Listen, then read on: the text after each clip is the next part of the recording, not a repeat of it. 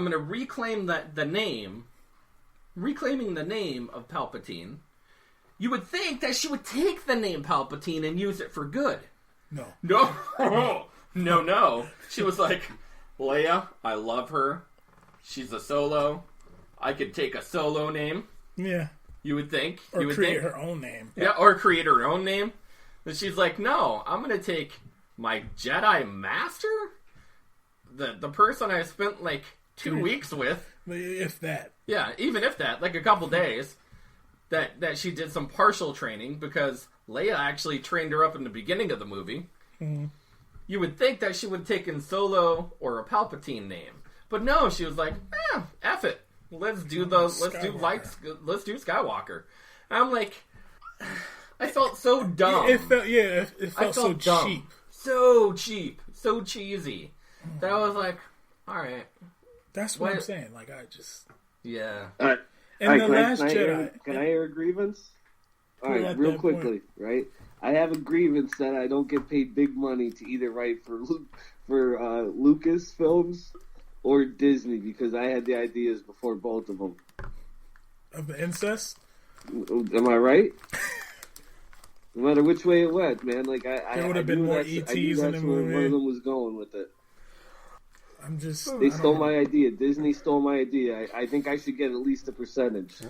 That's true. I'm hoping maybe for the next 3 movies that they bring in, like maybe somebody like a John Woo or a. They need somebody to do better choreography. Yes, I think especially if they're going back to the Old Republic when the Sith and the Jedi were in abundance, they were all over the place. Maybe John Woo choreographing the fights. You have 30 on 30. And this is sad for me, but did you think that the water scene was really shit? It was shit. Like it was too much CGI. Mm-hmm. When it could have been so much better. With those snoo-snoos. No snoo-snoos. The snoo-snoo? Yeah. Is that what it goes back to? Whoever did the choreography for the third film, the prequels, should just be like, hey... Maybe it's the same people that did it for Golden Fist or whatchamacallit, Iron Fist.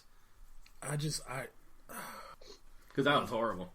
Yeah, because the lightsaber fights just got because they were totally CGI'd. Everything. You had the 3 lightsaber fights in the original trilogy that were okay for the time, and then you had the prequels that were just unbelievable. They were unbelievable. Yeah. Even Liam Neeson looked good in Attack of the Clones. Dude, Darth Maul had probably the best choreography. Qui-Gon Jinn was the shit. Well, and he did a lot of his own choreography. The guy, the stunt. What is his name? It wasn't Ray Park. It was the stunt guy. I thought it was Ray Park. Was it Ray? It could have been Ray Park. I don't know. So maybe it was Ray Park. Yeah. But he choreographed. If it was either him or the guy, they choreographed it themselves because of his ability, what he can do. They just didn't even try. Yeah. Yeah, it was sad. I was like, come on. Well, let's continue on. We switching segments. The only good thing about the movies was Kylo Ren. Like he was that's the only thing I enjoyed. It was money. Are we going to our next segment? We're going to go into the next segment. What are we talking about as our next segment? We're going to talk about favorite Christmas movies. Favorite Christmas movies? Yes. No, not that one. The other one. No. Okay, here we go. Okay, Okay, here we go. Perfect. We're set now. Perfect. I like it. We're going to go into wardrobe change. Are you ready? We're pulling out different things. We're going to pull out different snacks. Whoa. Well, Tom's still on the phone, okay? We have snacks on the table. Yeah, we got better snacks on the table. Yeah, there's cookies and Oreo balls. We got Oreo balls and. Let me get them balls. There's peanuts.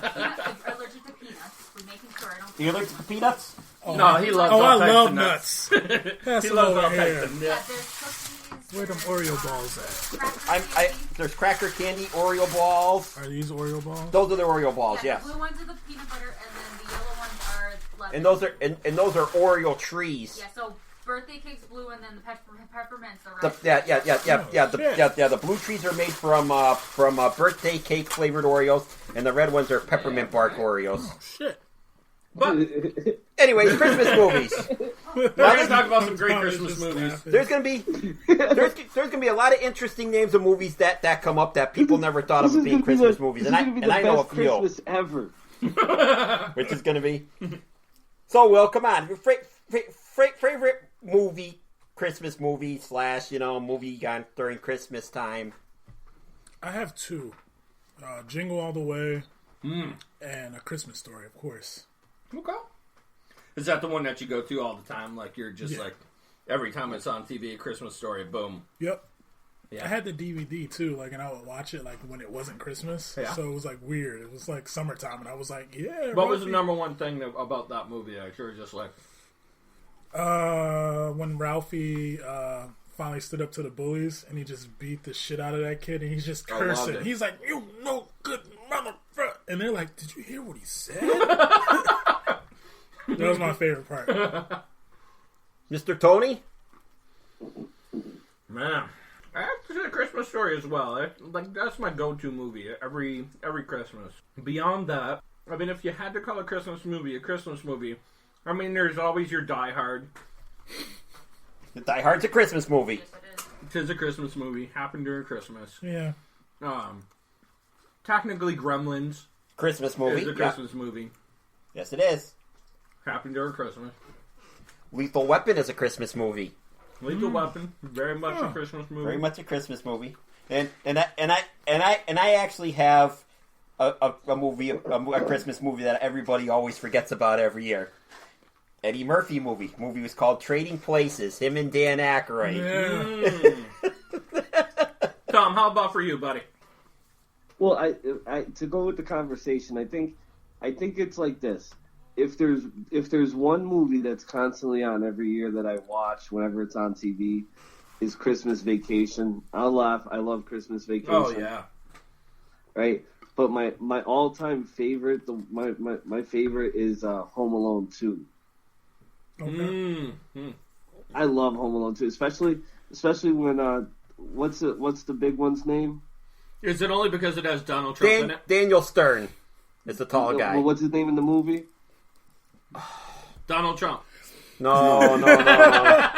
They were the Wet Bandits. What were their names? Yeah, it was Harry and Lloyd.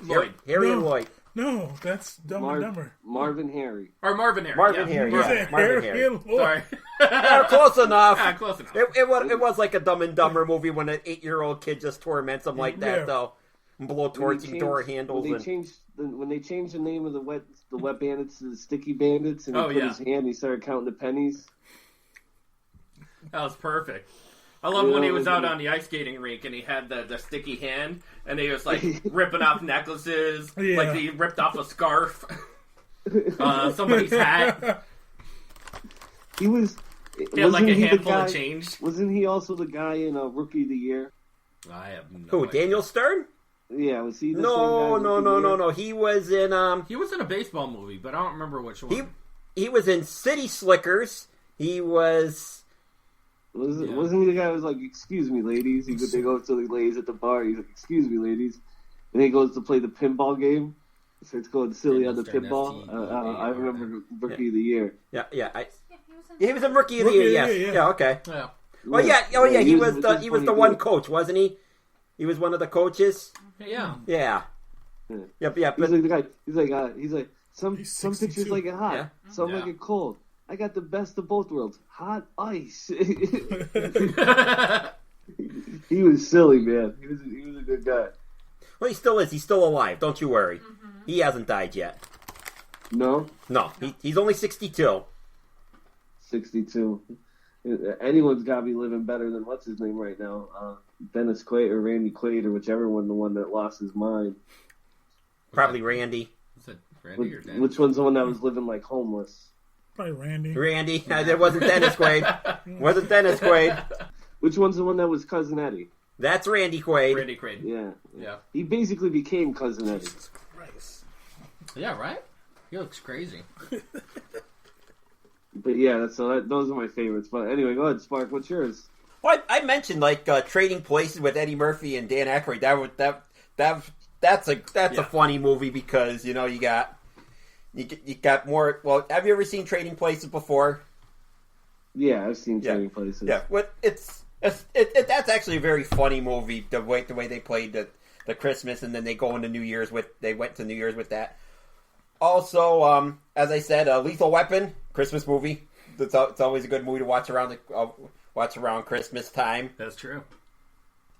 The one thing Sparky, do you find that Star Wars is a Christmas movie? No. We take Star Wars out, yeah. Star Wars isn't a Christmas movie, but I could. So, do you think when they involved aliens into the movie that he just didn't believe in Christ? Probably. At that point, it's like, really? I could tell you, I did watch FX. Right? Right? They were like, oh shit! Here comes Misama. Yeah, whoever created like, Jar Jar Binks didn't believe in God. Nope. He didn't believe in God. Yeah, the God soul. Yeah, no, but I did watch FX's version of A Christmas Carol. Oh, yeah. Rated R, from what I understood, right? Well, a mature audience. A mature audience, yes. It had blood and gore and violence. Did you see it? I haven't seen it yet. Have you seen it? Let me tell you something. You know, usually you watch a Christmas Carol, it's like, oh, Ebenezer Scrooge found his way. At the end, he's running around, Merry Christmas, everybody, and blah, blah, so and so. Yeah. At the end of this one, he does this thing, he just walks around. People are saying Merry Christmas, like, hey, how you doing, you know? And he goes to Bob Cratchit, and he goes, well, I know how many times I could apologize, you know, I know you won't, like, forgive me for apology. He's like, well, at least it's a start. And he walks away, and that was it. There was no, you know, hey, Bob, by the way, Merry Christmas, I'm going to give you a raise and everything. Oh, it was like a dark version of it. It was like, whatever, man. Nice. It had a dark ending to it. Well, we're gonna give a couple spoilers on this one since I'm feeling like it. Go for it. Why not? Well, a couple of things that really kicked off in the movie is him and Bob Marley opened up a mine over in Scotland or whatever it was. I can't remember where it was. Okay. Well, they cut back on the timbers, and what happened is he had them working on Christmas Eve. And there was a cave-in that killed a whole bunch of people. Oh, yeah. Yeah, so it's like... So it's like, oh, yeah, you know, hey, he killed a whole bunch of people, you know. A Festivus miracle. Yeah, Festivus miracle, trying to, you know. And then,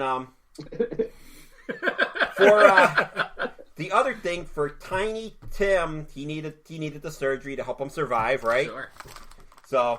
Sure, of course.